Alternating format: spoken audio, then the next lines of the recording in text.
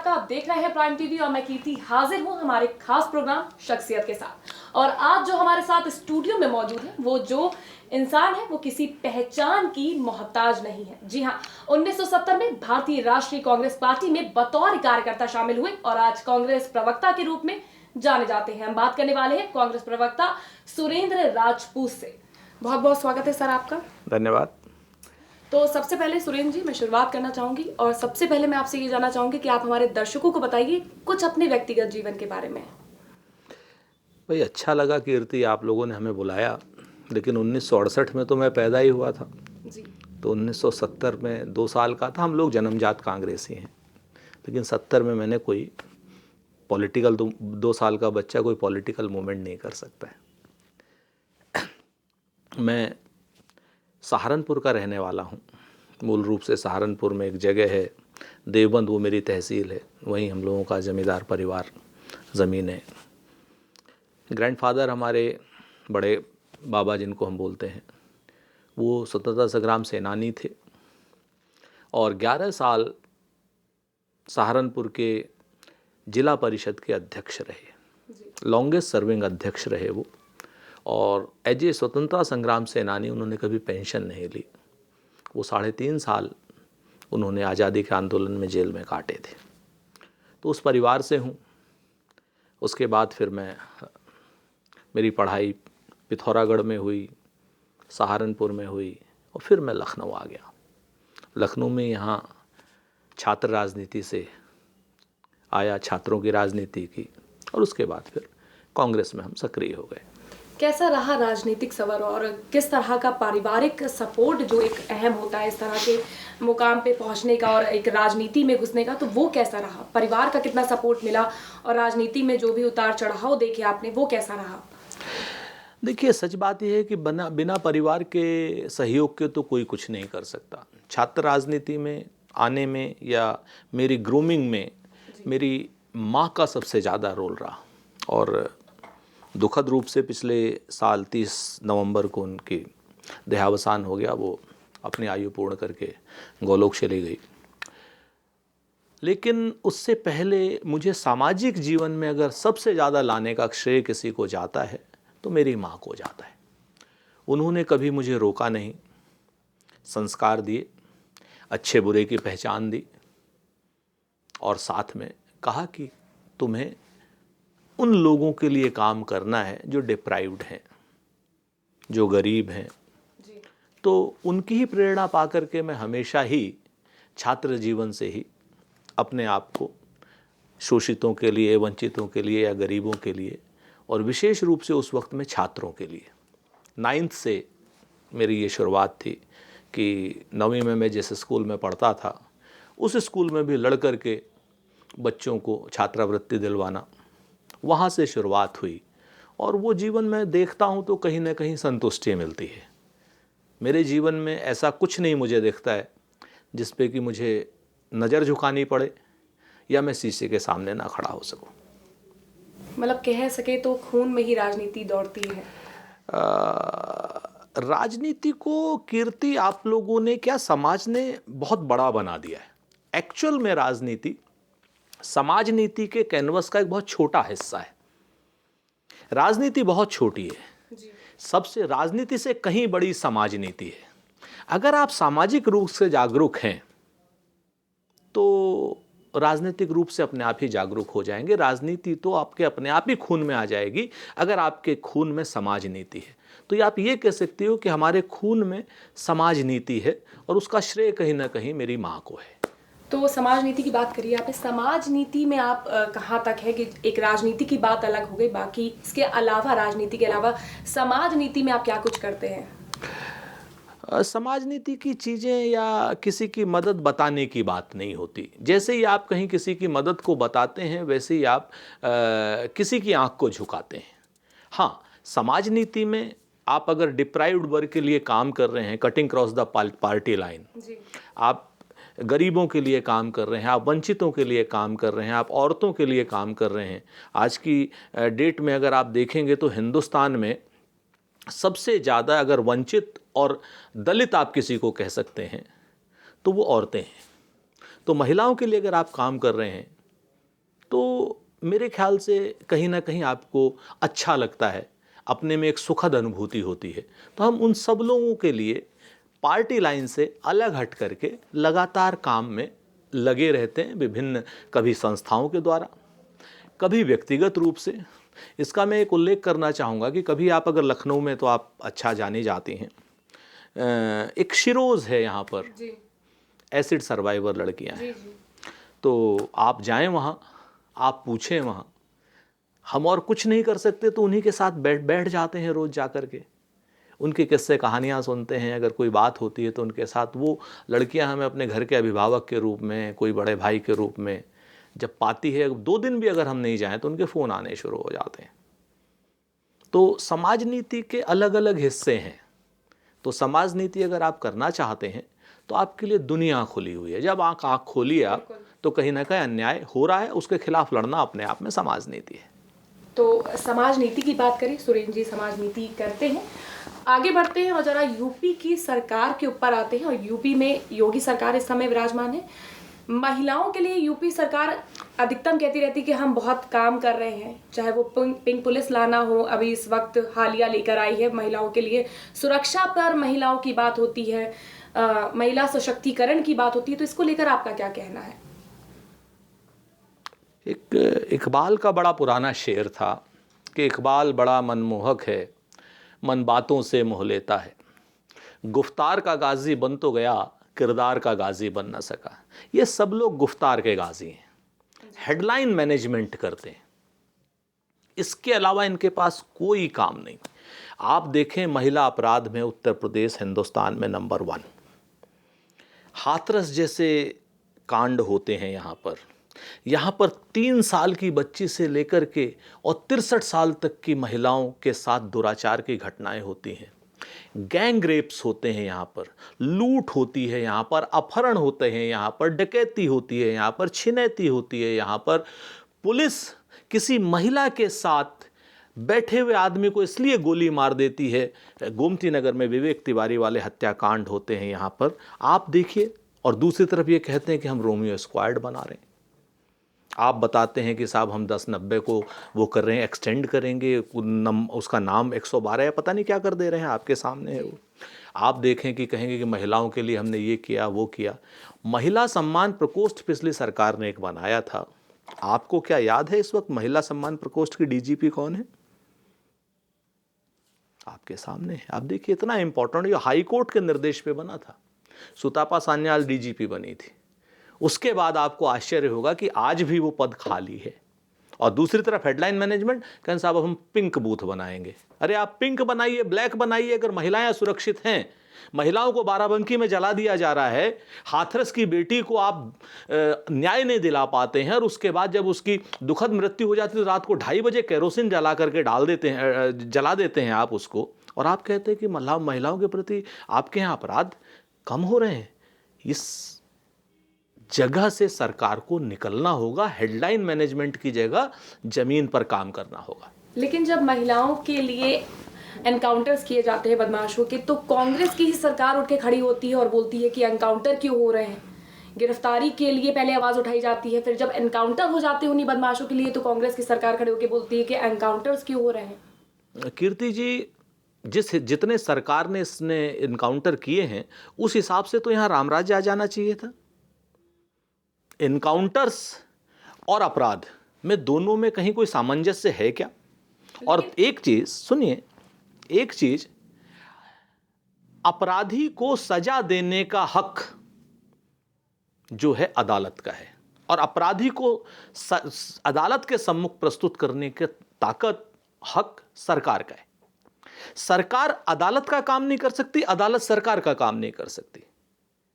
यह सरकार इस तरीके के काम करती है कि अपराध को, अपराधियों को बचाने का काम करती है एनकाउंटर के नाम पर। एक एनकाउंटर करके उसके बाद ये 20 अपराधियों को बचाती है। आप बताइए, अपनी पत्नी की हत्या का आरोपित है अमन मणि त्रिपाठी जी, विधायक है, उसको आदरणीय योगी आदित्यनाथ जी अपनी बगल में बैठाकर अपराधियों को कठोर संदेश दे रहे हैं। हत्या आरोपित, अपनी पत्नी के हत्या आरोपित को बगल में बैठा करके आप कौन सा संदेश देना चाह रहे हैं, किसको संदेश दे रहे हैं? तो फिर भी वही बात है ना कि सिर्फ हेडलाइन मैनेजमेंट है। कभी भी इनकाउंटर एक आखिरी चीज होती है। इनकाउंटर से अगर अपराध खत्म हुए हो तो आप बता दें, और निर्दोषों के इनकाउंटर तो और गलत हैं। मथुरा में पुलिस पार्टी ने कहा हमने इनकाउंटर किया, जांच हुई, पता चला 8 साल के बच्चे को मार दिया। लेकिन योगी सरकार में अगर एनकाउंटर हो रहे हैं तो वो किसी वजह से हो रहे होंगे।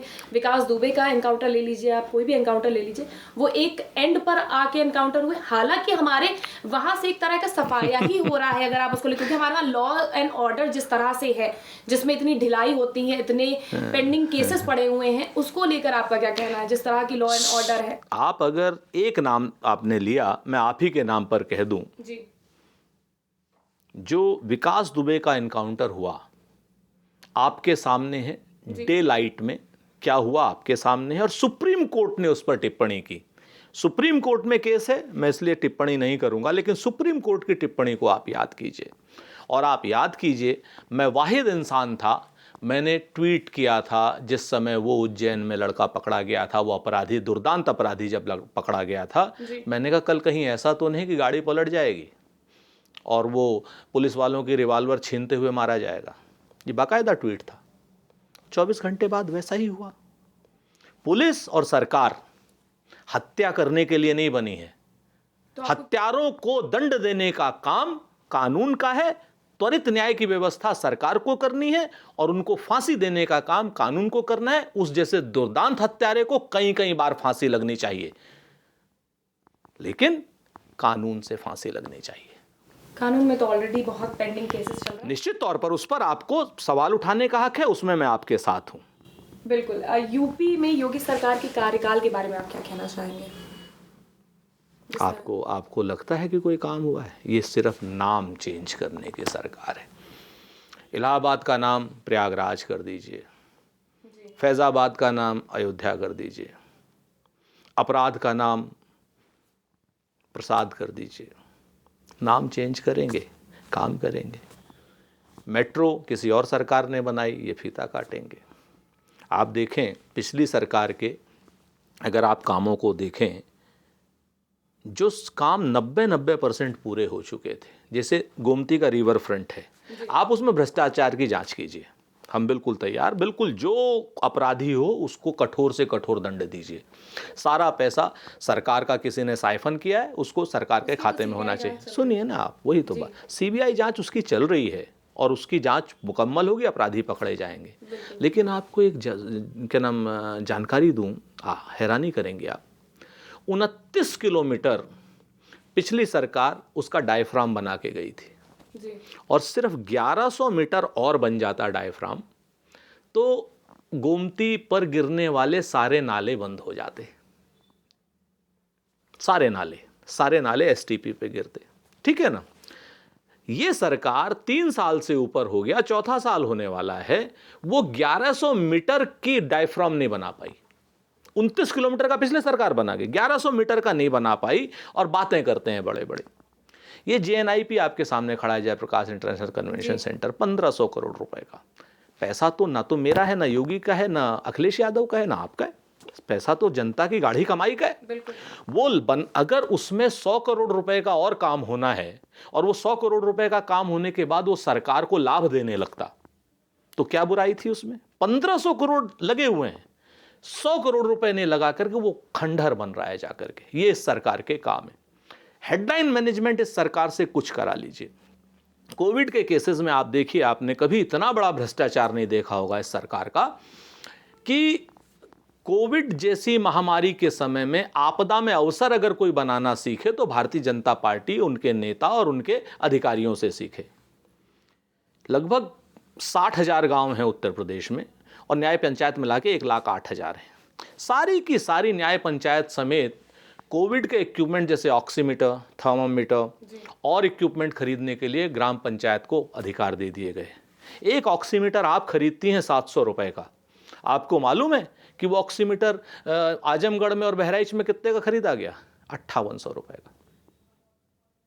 आप अमेजॉन से मंगा सकती हैं उसको 700 रुपए का। आप स्वयं एक, और वो 5800 रुपये, 2800 रुपये, 1800 रुपये, कहीं 2500 रुपये का खरीदा गया। और सरकार ने कहा 2 महीने पहले जब हमने जांच की मांग उठाई, सुल्तानपुर में 5800 का गया था शायद, जब हमने जांच की मांग उठाई तो एक SIT इन्होंने बना दी और कहा 10 दिन में रिपोर्ट देंगी। 3 महीने हो गए, 10 दिन नहीं हुए इनके।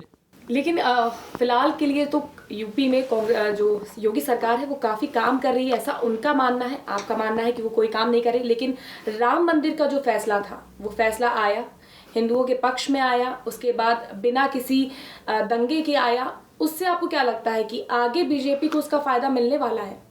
देखिए, ये फिर वही 2 बातें आती हैं। जब हाईकोर्ट का फैसला राम मंदिर का आया था तब भी कोई दंगा नहीं हुआ था उत्तर प्रदेश में, ऐसी तो बात नहीं। उत्तर जिस तरह से माहौल बन रहा था, पहले सुनिए ना, वही मैं वो भी उस समय भी ऐसे ही माहौल बनाने की बात हुई थी। उस वक्त मायावती की सरकार थी, कोई दंगा। हमारा उत्तर प्रदेश का जो निवासी है ना, वह शांत माहौल का है। ये जो भाजपा वाले हैं ना, ये खामे उद्वेलित करते हैं लोगों को। कोर्ट का जो फैसला होता है, हमारा उत्तर प्रदेश का निवासी, भारत देश का निवासी संविधान को मानने वाला है, सर झुका के उस फैसले को स्वीकार करता है। हाई कोर्ट में भी यही फैसला आया था, 3 भागों में विभक्त हुआ था। सुप्रीम कोर्ट में फैसला है, हमने सुप्रीम कोर्ट का फैसला वो किया। सच बात ये है कि ये सब धर्म की बात है, ये सब समाज की बात है, इस सब से राजनीति का और सरकार का कोई लेना देना नहीं। सरकार को क्या चाहिए, उत्तर प्रदेश के 23 करोड़ जनता को क्या चाहिए, उनके बच्चों को रोजगार मिले, उनकी बेटियां सुरक्षित हों। आप रात को 12 बजे अगर अपने स्कूटर से घर जाना चाहें तो आपको किसी को कहना ना पड़े जी। लेकिन वो हर सरकार में होना जरूरी है। सब, मैंने तो कहा ना, मैंने तो भाजपा का नहीं, मैंने तो सरकार का कहा है। मैंने सरकार की जिम्मेवारी है, आप हर सरकार में होना चाहिए कह करके भाजपा को मत बचाइए। सच बात यह है कि भाजपा हो, सपा हो, कांग्रेस हो, कोई सरकार हो, सब सरकारों में सुरक्षा सर्वोपरि होनी चाहिए। तो क्या सरकार कर पा रही है? नहीं। इस समय 8% बेरोजगारी की दर थी उत्तर प्रदेश में, और राष्ट्रीय बेरोजगारी की दर 4.25% थी जी। आज राष्ट्रीय बेरोजगारी की दर लगभग 27% और उत्तर प्रदेश में 45% है। न भूतो न भविष्यतो। उत्तर प्रदेश में बेरोजगारी की दर 40% से ऊपर है। इस पर सरकार नहीं काम कर रही है। सवाल किस पर हो रहे हैं कि अयोध्या का नाम, सॉरी, इसका फैजाबाद का नाम अयोध्या और इलाहाबाद का नाम प्रयागराज। क्या इनसे लोगों को, बच्चों को नौकरी मिल जा रही है? आप करिए, नाम भी चेंज करिए, कोई दिक्कत नहीं, हमें कोई आपत्ति नहीं है नाम चेंज करने से, लेकिन बच्चों को रोजगार तो दीजिए।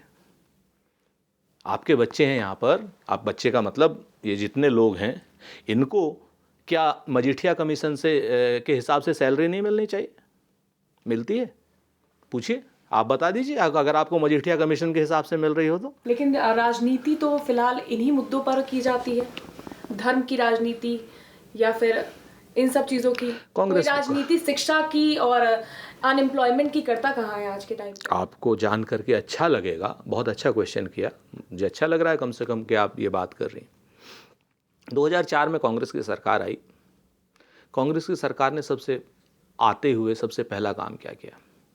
पुराने कामों को बताऊंगा तो अलग है। राइट टू इंफॉर्मेशन, RTI, ये कोई वो नहीं, बिल नहीं था, ये कानून था, यानी आपका अधिकार है राइट टू इंफॉर्मेशन। दूसरा कानून क्या दिया?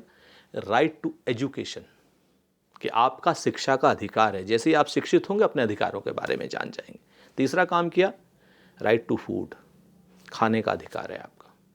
चौथा काम क्या किया? मनरेगा, दुनिया की इकलौती ऐसी स्कीम थी जिस स्कीम में कभी भी ये डिमांड जनरेटेड थी। इससे पहले की स्कीमें होती थी कि हम 100 करोड़ रुपए की एक योजना ला रहे हैं, उसमें जितने लोग आ जाएं। यहां पर हम कह रहे हैं कि जितने लोग आ जाएं हम सबको काम देंगे। ये पहली योजना है, दुनिया की पहली योजना है जिसमें यह था कि जितने लोग आ जाएं हम सबको काम देंगे। हम तो राजनीति उस पर करना चाहते हैं, लेकिन ये सत्ता पक्ष वाले लोग राजनीति गाय पर, गोबर पर, गौमूत्र पर, धर्म पर। लेकिन आप राइट टू इंफॉर्मेशन आप बोल रहे हैं, ये सब चीज़ें लाने की बात है, ये अच्छी चीज़ है। लेकिन जहाँ पर भ्रष्टाचार इतना भरा हुआ है कि एक प्राइवेट स्कूल में अगर एक इंसान अपने बच्चे को पढ़ाने जाता है तो उसको इतनी भारी भरकम फीस देनी पड़ती है। वहीं सरकारी की तरफ अगर जाते हैं तो सरकारी स्कूलों की क्या हालत है वो तो आप अच्छे से जानते होंगे। तो इन चीज़ों को सही करना ज़्यादा ज़रूरी है कि वो सिर्फ एक पत्र में वो चीज़ें, right to information, right to speech, right for education ले आना, वो इम्पोर्टेंट है। बहुत अच्छी बात कही आपने। राइट टू एजुकेशन में इसका पूरा प्रावधान है। और मैं आपको बताऊं कि हम संदीप पांडे जी हैं, मैग्सेसे अवार्ड विनर हैं, उनको पूरा सहयोग करते हैं इस लड़ाई को लड़ने में। जी। लखनऊ में सिटी मॉन्टेसरी सुप्रीम कोर्ट में हमारे खिलाफ, संदीप पांडे जी के खिलाफ लड़ रहा है इसी बात के लिए। सच कहा आपने, हम ये लड़ाई लड़ना चाहते हैं। अगर आप जैसे मीडिया के साथी हमारा सहयोग करें तो निश्चित तौर पर यही मुद्दे आगे बनेंगे। लेकिन मुद्दे क्या बनते हैं? सुशांत सिंह राजपूत। मुद्दे क्या बनते हैं? कंगना रानावत। आप 24 घंटे चिल्लाते हैं। मैं आपके चैनल की बात नहीं कर रहा हूं, लेकिन आपके सामने है मुद्दे क्या बनते हैं। ईमानदारी की हमको परिभाषा और ईमानदारी का भाषण और उपदेश कौन देता है? जो स्वयं में टीआरपी चोर हैं। टीआरपी चोरों से हम सीखेंगे ईमानदारी?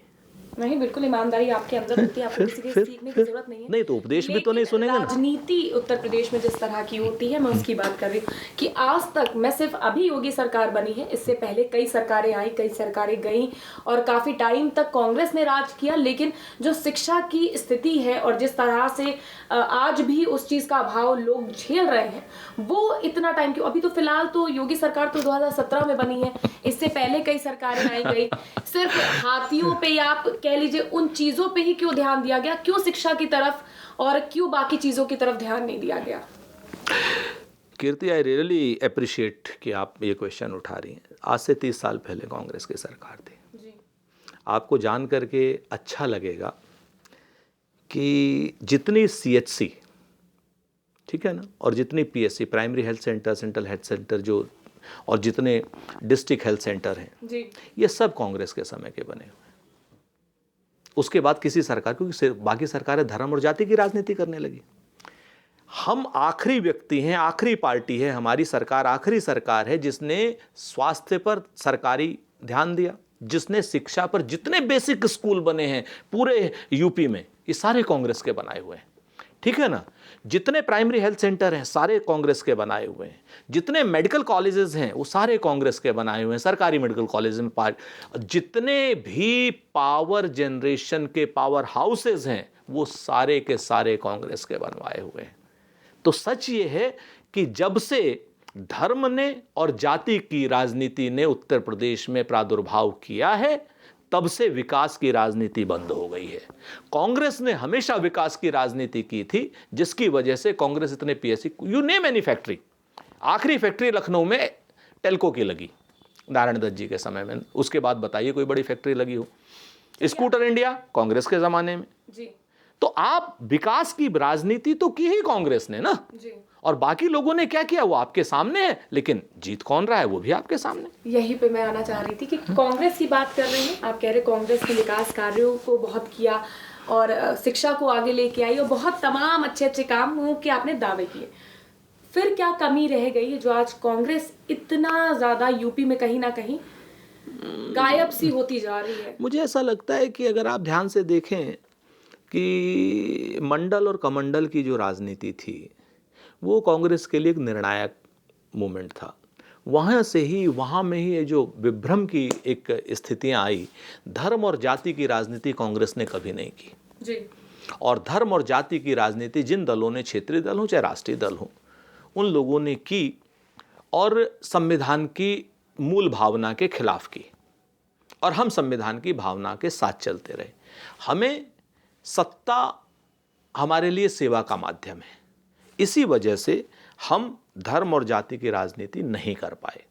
और जो मंडल और कमंडल का मूवमेंट था, आपने शायद पता नहीं उस वक्त देखा हो न देखा हो, तो आप छोटी रही होंगी उस वक्त, लेकिन वो जो निर्णायक मोड़ था, वहाँ पर कांग्रेस के सामने यक्ष प्रश्न था कि कांग्रेस धर्म और जाति की राजनीति करे या सत्ता से दूरी बनाए। तो सच बात यह है कि कांग्रेस ने धर्म और जाति की राजनीति करना उचित नहीं समझा और सत्ता से दूरी बना ली। सत्ता, बट जब पब्लिक जो है नहीं उन लोगों को चुनेगी तो हम क्या कर लेंगे। लेकिन सत्ता में आने की कोशिश तो पुरजोर है ना कांग्रेस। हाँ बिल्कुल है, बिल्कुल है। हम अपनी बात, अपने नीति, अपने नियम और अपने सिद्धांतों से, गांधी की पार्टी है जी। गांधी की पार्टी जो है कभी भी, कोई नहीं, गांधी की पार्टी कभी भी अपने सिद्धांतों से अलग नहीं हो सकती।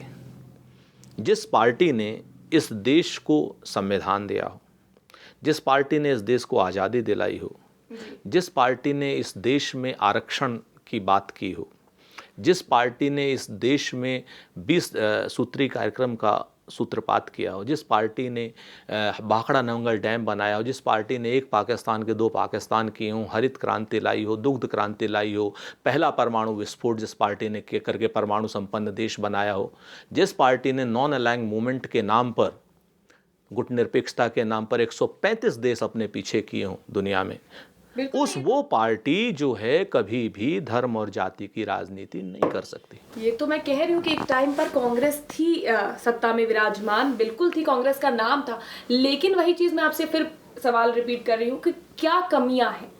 आप बिल्कुल कह रहे हैं जाति की हम राजनीति करेंगे नहीं, और बाकी राजनीति हम सेकुलर पार्टी कहा जाता है कांग्रेस को, बिल्कुल मैं ये चीजें मान रही हूँ, लेकिन कहीं ना कहीं आपको ये नहीं लगता कि नेतृत्व का अभाव है नहीं पार्टी में? नहीं, कांग्रेस में नेतृत्व की अगर आप बात देखें तो मैं गारंटी परिवारवाद को ही लेके चल रहे हैं कि हाँ, गांधी परिवार से ही आप ये चीज के मान सकते हैं, ये चीज तो आपको माननी पड़ेगी, कहीं ना कहीं परिवारवाद चला आ रहा है कांग्रेस में।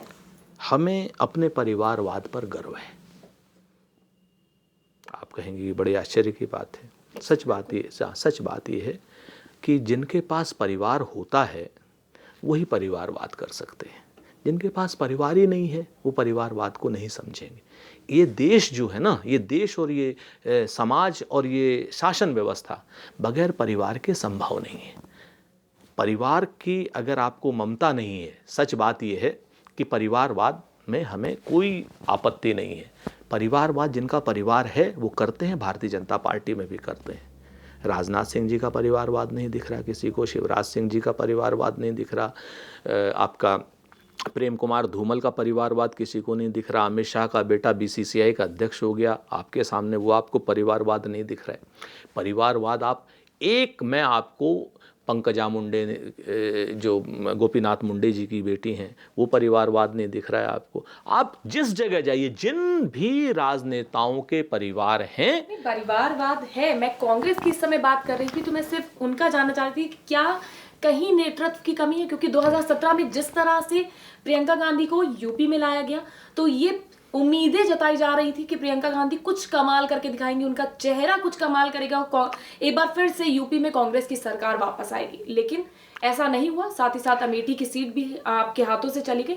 तो क्या लगता है कि क्या कमियां क्या आ रही हैं जो ये इन चीजों के पीछे?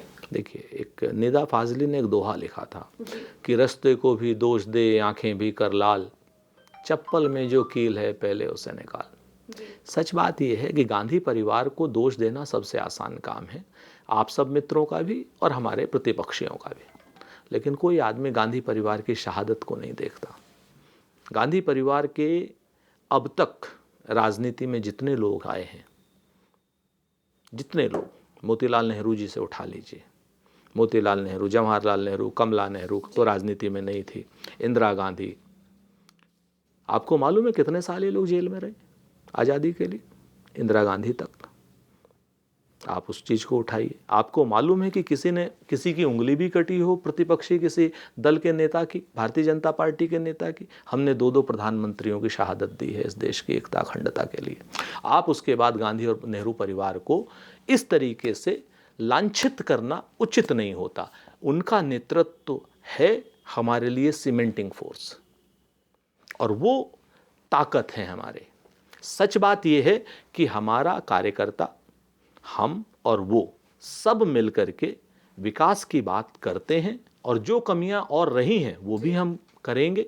और निश्चित तौर पर आगे अब लोगों का आंख खुल रहा है, वो लोग धर्म और जाति की राजनीति से ऊपर उठ रहे हैं। इसीलिए आप किसान आंदोलन देख रही हैं, इसीलिए आप बेरोजगारी के आंदोलन देख रहे हैं, इसीलिए आप दलितों का भारत बंद देख रहे हैं। तो हमें उम्मीद है कि जनता आंख खोलेगी और देखेगी कि सच क्या है और भ्रम क्या है। नहीं, किसान आंदोलन पे आएंगे, लेकिन उससे पहले मैं ये जानना, जैसे आपने कहा कि नेतृत्व का अभाव नहीं है, बिल्कुल नहीं। लेकिन जैसे हमारी तरफ से नजर आ रहा है, हमें वो चीज लगती है कि कहीं ना कहीं कुछ है। एक टाइम पर सोनिया गांधी कहती है कि मुझे राष्ट्रीय प्रवक्ता नहीं बनना, तो राहुल गांधी अपना पद कभी छोड़ने की बात करते हैं। वही ज्योतिरादित्य सिंधिया जैसे बड़े बड़े नेता पार्टी से खफा होके बीजेपी में शामिल हो जाते हैं। राजस्थान में भी कहीं ना कहीं पार्टी लड़खड़ाई थी, हालांकि बाद में संभल गई, लेकिन सचिन पायलट जैसे बड़े नेता का नाराज होना, कहाँ मतलब किस तरह की चीजें जो हैं वो कांग्रेस में काफी टाइम से जो चलती चली आ रही है, उससे क्या आपको लगता है? ये तो देखिए, जब आदमी देश हित, पार्टी हित और समाज हित को किनारे रख करके जी व्यक्तिगत हितों को अपने आगे रखता है तो सिद्धांत उसकी जेब में चले जाते हैं। ज्योतिरादित्य जी के लिए आप देखो कि आप उठाओ ज्योतिरादित्य जी को, कि जब से ज्योतिरादित्य जी पॉलिटिक्स में आए तब से कांग्रेस ने उन्हें क्या नहीं दिया। आते ही कांग्रेस ने उनको संसद सदस्य बनाया, आते ही कांग्रेस ने उनको मंत्री बनाया, उसके बाद उनको मध्य प्रदेश कांग्रेस का अध्यक्ष बनाया। एक दिन भी जो शख्स पावरलेस नहीं रहा हो, अगर वो पार्टी छोड़ के चला जाता तो ये तो उससे पूछा जाना चाहिए ना कि उसने गद्दारी क्यों की। हमसे क्यों पूछा जा रहा है? हमने तो उसकी गद्दारी सही है। नहीं तो उनको मना के अपनी पार्टी में रखा, आपको जो चीजें थी नहीं, पार्टी के अंदर ही जो चीजें सिमट जाए। आपको लगता नहीं, जैसे हमारे यहाँ पे बात आई, भारतीय जनता पार्टी ने एक साजिश रची राजस्थान में, हमने बात की, जी वो बात बन गई। मध्य प्रदेश में भी बात की थी, वो बात नहीं बनी थी। देखिए, सच बात ये होता है कि जब व्यक्तिगत हित, सचिन पायलट जी ने अपने हितों को, व्यक्तिगत हितों को, अपने सिद्धांतों को व्यक्तिगत हितों से ऊपर रखा। आज की डेट में वो बगैर किसी पद के हमारे साथ में। ज्योतिरादित्य जी ने अपने व्यक्तिगत हितों को पार्टी और देश के हितों से ऊपर रखा। अपने व्यक्तिगत हित के लिए राज्यसभा जाने के लिए वो वहां चले गए आपके सामने। तो इसके लिए सच बात यह है, इसके लिए हमें शर्मिंदगी नहीं है, इसके लिए तो उन गद्दारों को शर्मिंदगी होनी चाहिए ना जो पार्टी छोड़ करके गए। भाई हम क्यों शर्मिंदा? हम तो आप पर भरोसा कर रहे हैं और आप ही हम हमारे साथ विश्वासघात करें तो हम क्या कर सकते हैं? हमने तो आपको पावर भी दी, पोजीशन भी दी, रुतबा भी दिया। प्रियंका गांधी जी के बराबर में बैठा करके उत्तर प्रदेश के प्रभारी थे ज्योतिरादित्य सिंधिया जी। उसके बाद अगर वो पार्टी छोड़ करके जाते हैं तो क्वेश्चन उनसे होना चाहिए। तो इसी बात पे तो सवाल उठता है कि पार्टियों में ऐसी क्या कमी है जो इतने बड़े बड़े नेता और इतनी पोजीशन हासिल करने के बावजूद उसका बड़ा ईमानदारी से जवाब हम देते हैं। आज हमारे पास सत्ता नहीं है, जिस दिन सत्ता आएगी ना तो आप यकीन कीजिएगा भाजपा से कई नेता हमारे पास आएंगे। चलिए आगे बढ़ते हैं। सोशल मीडिया कहीं ना कहीं आपको लगता है कि आपकी जो कांग्रेस पार्टी जो इतनी ज्यादा ड्रॉबैक में जा रही है, वो सोशल मीडिया कहीं ना कहीं बहुत इंपॉर्टेंट रोल प्ले कर रहा है उसमें? जो छवि एक राहुल गांधी की दिन ब दिन खराब होती चली गई और कांग्रेस की भी छवि कहीं ना कहीं खराब हुई है, वो सोशल मीडिया का हाथ आपको कितना प्रतिशत लगता है उस पर? आप एक काम कीजिए ना, देखिए इसके दो प्रश्न हैं, दो आंसर हैं। पहला आंसर मैं व्यक्तिगत रूप से दे रहा हूं आपसे। आप एक काम कीजिए कि आप फेसबुक पे आपके हज़ारों फॉलोअर होंगे, ट्विटर पे भी हज़ारों फॉलोअर होंगे, और किसी दिन आप कहिए कि मैं मेडिकल कॉलेज में भर्ती हूँ, और फेसबुक पे और उस पर लिख दीजिए कितने लोग आपसे मिलने आते हैं, ज़रा देख लीजिएगा। लेकिन जैसे ही पता चलेगा आपके व्यक्तिगत मित्रों को तो कितने लोग खड़े होंगे जो फेसबुक और ट्विटर पे नहीं होंगे, तो आपको पता चल जाएगा। ये तो हो गया व्यक्तिगत जवाब।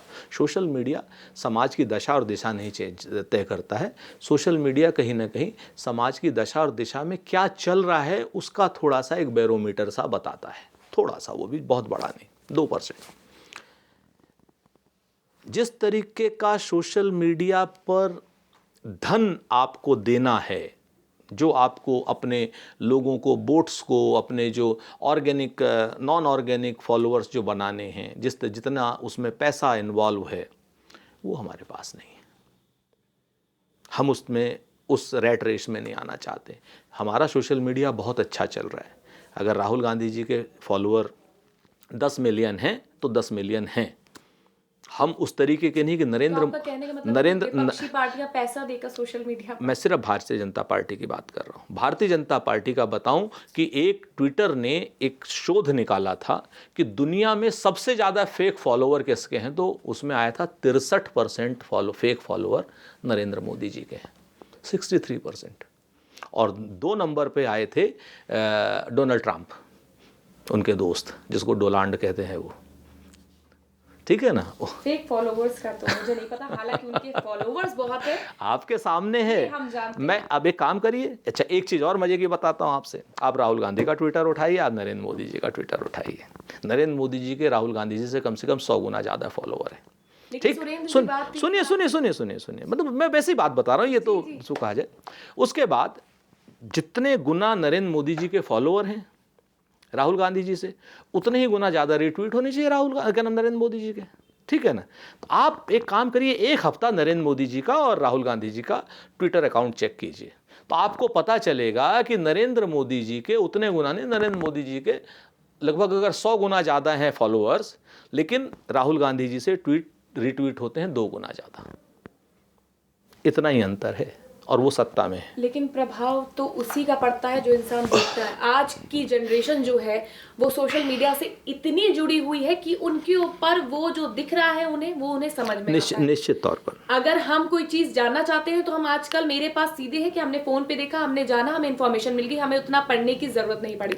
तो सोशल मीडिया कहीं ना कहीं आज के टाइम पे बहुत इंपॉर्टेंट रोल प्ले कर रहा है। कीर्ति, आपने बहुत अच्छी बात कही, और मैं आपके माध्यम से कि जितनी यंग जनरेशन है, एक चीज़ कहना चाहता हूँ कि बच्चों पढ़ो। व्हाट्सएप यूनिवर्सिटी पे कभी भी भरोसा मत करना, फेक है। ठीक है ना। गूगल पे कभी भरोसा ज़्यादा मत करना, क्रॉस चेक करना किताबों से।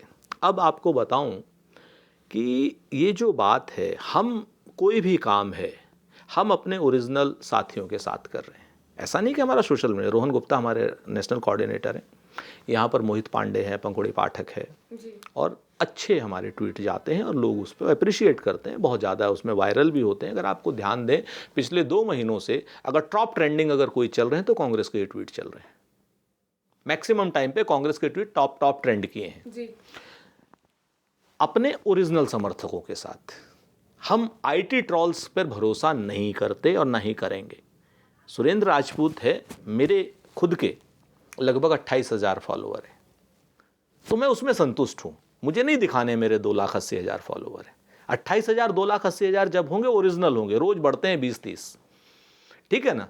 तो आप किसी भी चीज़ को ट्रेंड आईटी ट्रॉल्स के जरिए अगर कराना चाहते हैं तो फिर आपको अमित मालवीय और संबित क्या नाम उसका, संबित पात्रा की तरीके से लगातार पिछले 3 महीनों में ऑफिशियल रिपोर्ट है कि 15 फेक न्यूज़ उन लोगों ने दी।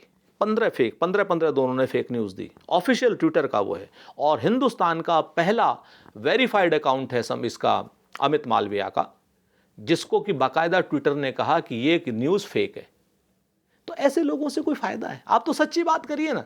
कम से कम राजनीति में सच और पारदर्शिता नहीं आएगी तो बेकार हो जाएगा सब। मैं तो खाली आपसे सवाल पूछने बैठी हूँ, मैं सवाल पूछ रही हूँ। आपने बोला कांग्रेस भाजपा में फेक फॉलोवर्स हैं, फेक न्यूज़ है, झूठे हैं, भ्रम है, फेक फॉलोवर्स हैं, आप चाहे जो कह लीजिए, लेकिन सत्ता में वही है। आगे बढ़ते हैं। मैं ये जानना चाहूंगी, क्या विधानसभा 2022 के चुनाव में कांग्रेस तैयार है भाजपा को टक्कर देने के लिए? निश्चित तौर पर। किस तरह से? अजय कुमार लल्लू जी हमारे प्रदेश अध्यक्ष हैं जी। आपने ध्यान दिया होगा कि पिछले 1 साल 1.5 साल में जब से उन्होंने पदभार संभाला है, तब से आपको भी याद नहीं होगा वो कितनी बार जेल गए। काफी बार गए, है ना। आप नंबर्स आप भी नहीं बता सकते, इवन हम भी नहीं बता सकते जी। इतनी बार वो 32 मुकदमे उन पे चल रहे हैं। 32 तो मुकदमे चले, जेल कितनी बार गए वो आपके सामने। 10-12 बार तो नहीं, उससे भी ज़्यादा गए, बहुत ज़्यादा गए भाई। अभी 12-13 बार तो अभी जा चुके हैं वो। तो हाँ, लगातार नहीं, सौभाग्य मानते हैं वो तो गिरफ्तारी देना। जनता के मुद्दों पर अगर आप जेल जा रहे हैं तो निश्चित तौर पर सौभाग्य की बात है। मैं आपको बताऊं, लल्लू जी का यहाँ पर प्रदेश में अजय अध्यक्ष और प्रियंका जी का विज़न, और हम गांव-गांव पाँव-पाँव चल रहे हैं, नगर-नगर डगर-डगर चल रहे हैं, और प्रियंका जी के नेतृत्व में अब हम इस वक्त 2 अक्टूबर से हमने दोबारा से अपनी सदस्यता का अभियान चलाया था। आपको अच्छा लगेगा कि दिसंबर के एंड तक हमारी शायद 60,000 के आसपास की जो ग्राम सभाएं हैं और 1,08,000 पूरे सब न्याय पंचायत को मिला करके गांव हैं, सब पर बूथ कमेटी बन जाएगी। इस वक्त हमारा जिला शहर संगठन अच्छा काम कर रहा है, और उसी के जरिए हम पूरी तरीके से चुनाव में कूदेंगे। आप देखिए कि अगर इस बार उपचुनाव जो हुए थे, उन्नाव में हम 2 नंबर पे रहे, हम घाटमपुर में 2 नंबर पे रहे जी। और दोनों जगहों पे हमने अच्छा वोट किया, प्राप्त किया। उसके अलावा मल्हनी हम पिछले 15-20 साल से लड़े ही नहीं थे चुनाव हम लड़े। बुलंदशहर हम 20 साल से चुनाव ही नहीं लड़े थे, चुनाव लड़े। नौगांव सादात से 30 साल से चुनाव हम नहीं लड़े थे, चुनाव लड़े। तो ऐसा नहीं है कि हम इस बार पूरी अपनी ताकत से प्रियंका गांधी जी के नेतृत्व में चुनाव लड़ने जा रहे हैं और हमें बहुत ही जिसको कहा जाए सकारात्मक नतीजों की उम्मीद भी है और लोग सकारात्मक तरीके से हमको देख भी रहे हैं। 2017 में भी पूरी तैयारियां थी कांग्रेस की, प्रियंका गांधी का चेहरा सामने आया और एक अलग ही जोश दिखा था कांग्रेस कार्यकर्ताओं में कि इस बार तो हम सत्ता में आएंगे। 2017 में नहीं, 2019 में जी। 2017 में तो प्रियंका जी राजनीति में नहीं आए थे। उसके बाद आपके हाथों से अमेठी की सीट भी गई, रायबरेली मिली जो आपकी मेन सीटें हैं, लेकिन फिर मैं आपसे पूछना चाहूंगी कि वो कौन से मुद्दे होंगे जो इस बार आप बदलना चाहते हैं या कुछ चेंजेस करना चाहते हैं जिससे आपको लगता है कि जो कमियां आपकी पार्टी में आ रही हैं जिन्हें आप बदल के इस बार 2022 के विधानसभा चुनाव में आगे बढ़ना चाहते हैं। जनता आपकी कमियों को नहीं सुधारना चाहती, जनता चाहती है कि उनकी कमियों को आप सुधारें। लेकिन आप कहीं ना कहीं तो अपनी कमियों को सुधारना चाहते हैं। सुनिए, तो अब सवाल कर लिया तो जवाब भी सुनिए। तो जनता जो है कीर्ति अपनी कमियों को, अपने मुद्दों को चाहती है कि पार्टियां उसको उठाएं। तो उनके मुद्दे क्या हैं? बेरोजगारी उनका मुद्दा है, महिला सम्मान उनका मुद्दा है, अपराध का खात्मा उनका मुद्दा है, किसानों की बदहाली उनका मुद्दा है, बेरोजगारों की बदहाली उनका मुद्दा है। तो जो लोग भी इस पर प्रभावी ढंग से कार्रवाई करने का भरोसा दिलाएंगे उनको जनता चुनेगी और हमारे पास इन सारे मुद्दों का प्रभावी हल ऐतिहासिक रूप से प्रूव्ड है। हमने हिंदुस्तान को सबसे तेज गति की अर्थव्यवस्था दी है, हमने हिंदुस्तान में सबसे बेरोजगारी की दर को सबसे कम रखा है, हमने हिंदुस्तान में महिलाओं के सम्मान के लिए तमाम बड़े काम किए हैं। तो जनता इसको मानेगी और जनता के सामने हम अपना मुद्दा रखेंगे कि साहब हम आपके लिए ये करना चाहते हैं, उस पे जनता मोहर लगाएगी, ऐसा हमारा विश्वास है। ब्रेक पे जाने से पहले एक पहला और आखिरी तो नहीं कहेंगे, एक और क्वेश्चन। आज आप भी भगवा पहने हैं और प्रियंका गांधी ने भी अपनी जो एक तस्वीर लगाई है, पोस्टर लगाए हैं, उसमें भी उन्होंने भगवा साड़ी पहनी हुई है। तो क्या कहीं ना कहीं कांग्रेस हिंदुत्व की आगे लड़ाई लड़ने वाली है? देखिए, ये सब मीडिया की उपज है। प्रियंका गांधी जी की तस्वीर आपने उम्भा वाली नहीं देखी? जब नया कार्यालय भी बनवाने की बात की जा रही है। भाई आप या तो पूरा प्रश्न कर लीजिए, फिर एक साथ दो ना मैं। मूल रूप से जब आप प्रियंका गांधी जी की हाथरस की तस्वीर देखते हैं जिसमें पुलिस वाले को वो अपने कार्यकर्ता को मारने से रोक रही हैं, प्रियंका गांधी जी की वो तस्वीर है। प्रियंका गांधी जी की जब उम्भा के किसानों की हत्या नरसंहार करती है उत्तर प्रदेश की सरकार, प्रियंका गांधी जी वहाँ बैठती हैं, चुनार के किले में उन्हें बंद कर दिया जाता है बगैर लाइट के, लाइट काट दी जाती है उसके लिए की, प्रियंका गांधी जी ज़मीन पे बैठी हैं। प्रियंका गांधी जी की वो तस्वीर है। प्रियंका गांधी जी की वो तस्वीर भी है जब हाथरस में उस बच्ची की माँ को वो गले लगा करके सांत्वना देती है, ढांढस बंधाती है। प्रियंका गांधी जी की वो तस्वीरें चलेंगी। सच बात यह है कि रंग किसी की बपौती नहीं है। रंग हमें अच्छा लगता है, हमें आज ये कल कुर्ता अच्छा लग रहा है पहने, कल दूसरा कुर्ता पहनेंगे। रंग उनकी बपौती है क्या? वक्त हो चला एक छोटे से ब्रेक पे जाने का और जैसे लगातार हमारे साथ सुरेंद्र जी बने हुए हैं और जैसा उन्होंने बताया रंग किसी की भभौती नहीं है, साथ ही शिक्षा और बेरोजगारी जैसे मुद्दों पर लेकर आगे चलेगी कांग्रेस सरकार और देखते हैं कि 2022 के विधानसभा चुनाव में क्या कमाल कर देती है कांग्रेस सरकार। फिलहाल के लिए लेंगे छोटा सा ब्रेक और जल्द हासिल होंगे।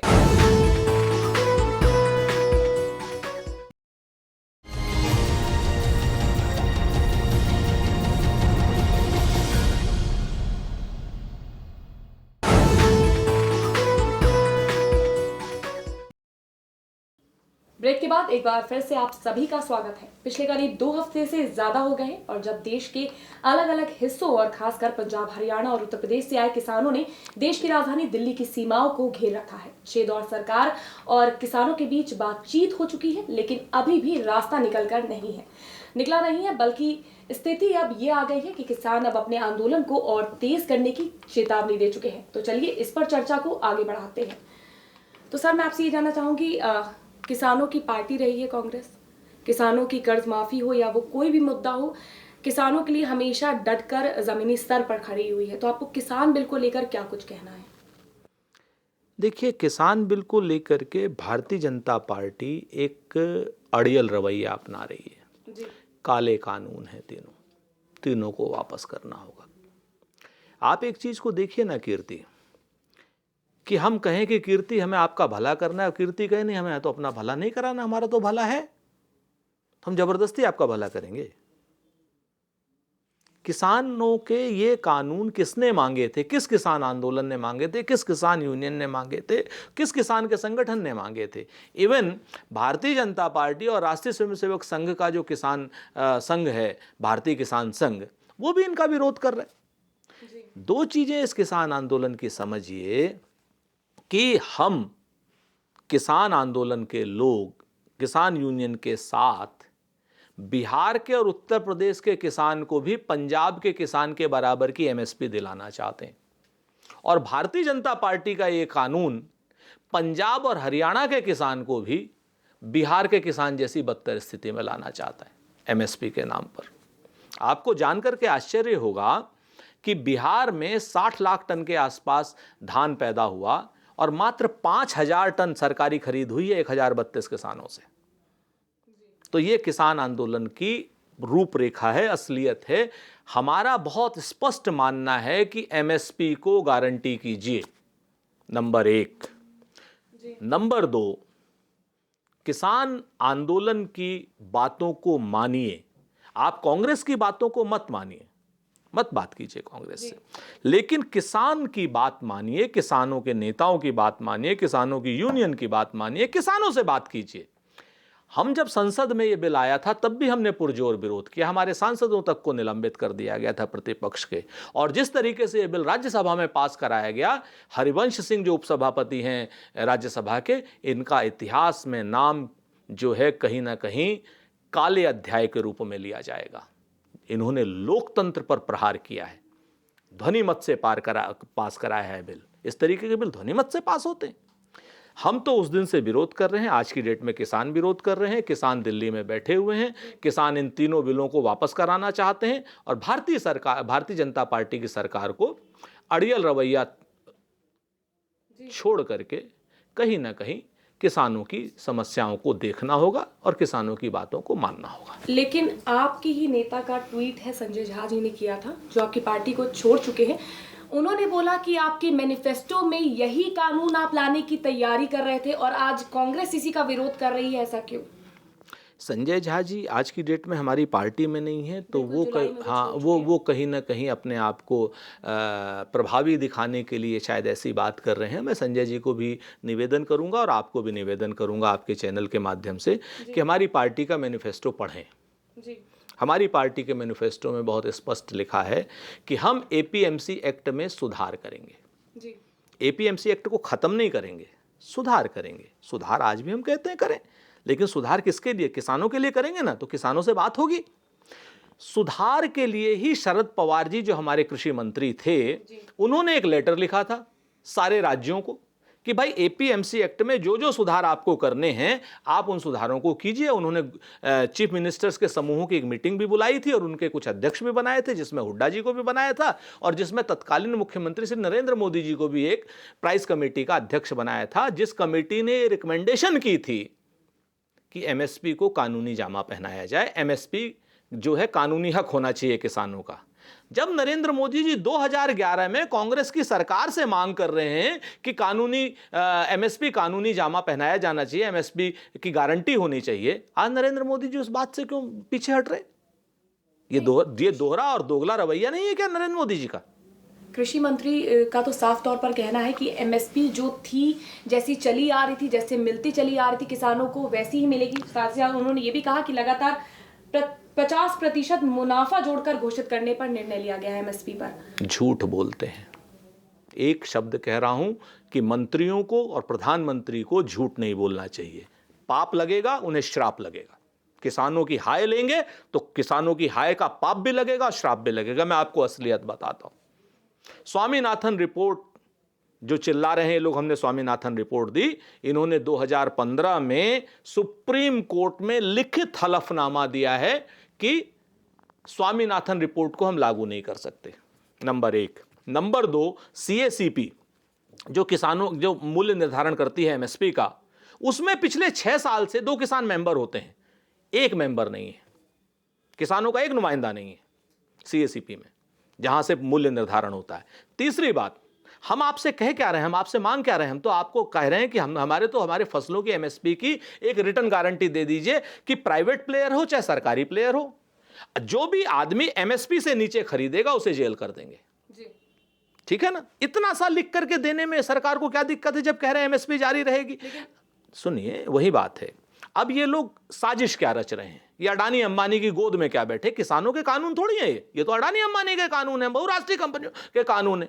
ये इनके जो कानून का मुख्य मुद्दा है वो मुद्दा ये है कि सरकारी जो खरीद केंद्र हैं, सरकारी जो मंडियां हैं, उसमें एक मंडी शुल्क लगता है 7% के आसपास, जिस शुल्क से जो राज्य सरकार को मिलता है, जिस शुल्क से ग्राम विकास होता है, रूरल डेवलपमेंट होता है किसानों के मंडी शुल्क से, वो लगभग पंजाब को मिलता है हर साल 736 करोड़ रुपए और हरियाणा को मिलता है लगभग 650 करोड़ रुपए, राजस्थान को भी 600 करोड़ मिलता है, उत्तर प्रदेश को भी 450 करोड़ रुपए मिलता है।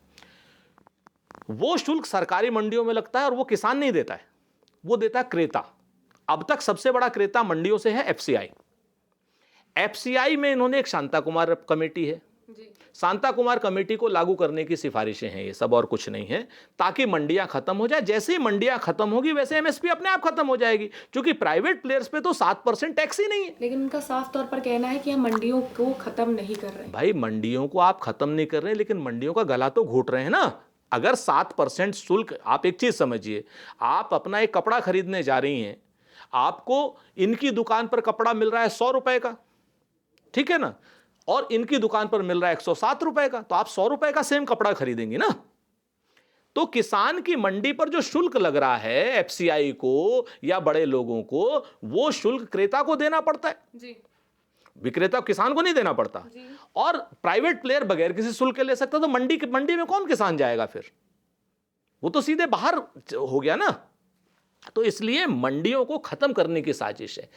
सरकार कह रही है कि जो भी तरीके का आंदोलन चल रहा है, इस पे विपक्षी पार्टी कहीं ना कहीं पीछे है, उन्हें डर है उनकी वोटों की खेती ना कम हो जाए, इसके चलते वो ये सपोर्ट सिस्टम बनाए हुए हैं। किसान तो अपने घरों में है, किसानों का कोई आंदोलन ही नहीं है, ये सब जो करा रही है विपक्षी पार्टियां करा रही हैं। इस पर आपका क्या कहना है?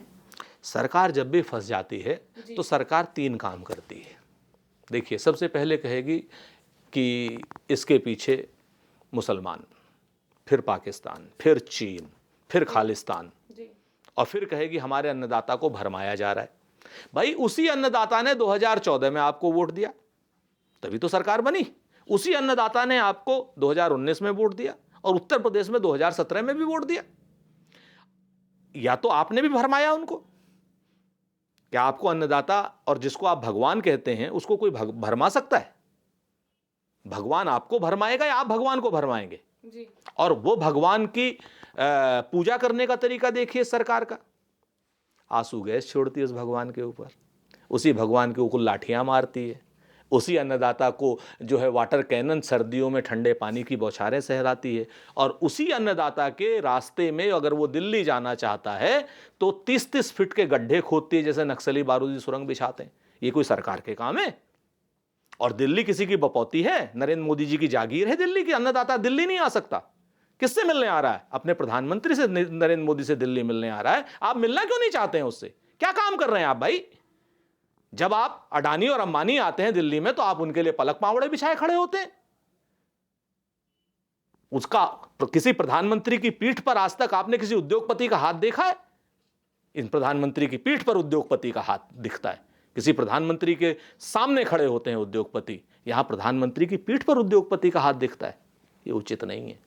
हालांकि एक टाइम था, कैप्टन अमरिंदर ने भी ट्वीट किया था उद्योगपतियों के लिए कि उनका सपोर्ट मिला, अच्छा है। आज वही उनके विपक्ष में खड़े हैं और उन्हें बायकॉट करने की बात कर रहे हैं। खैर, आगे बढ़ते हैं। मैं ये जानना चाहूंगी, आखिरी क्वेश्चन आपसे यही है कि क्या लगता है आपको, जो किसानों का ये मुद्दा उठा हुआ है और ये जो इतनी चीजें चल रही हैं, इससे क्या आगे चल के कांग्रेस जो जिस तरह से पंजाब और हरियाणा के किसान जो मेन हैं वो बॉर्डर पर आके जो आंदोलन कर रहे हैं, तो क्या इसके पीछे विपक्षी पार्टियों का कोई हाथ है, या ये राजनीति से कोई मेलजोल रखता है, या ये गैर राजनीतिक आंदोलन हो रहा है?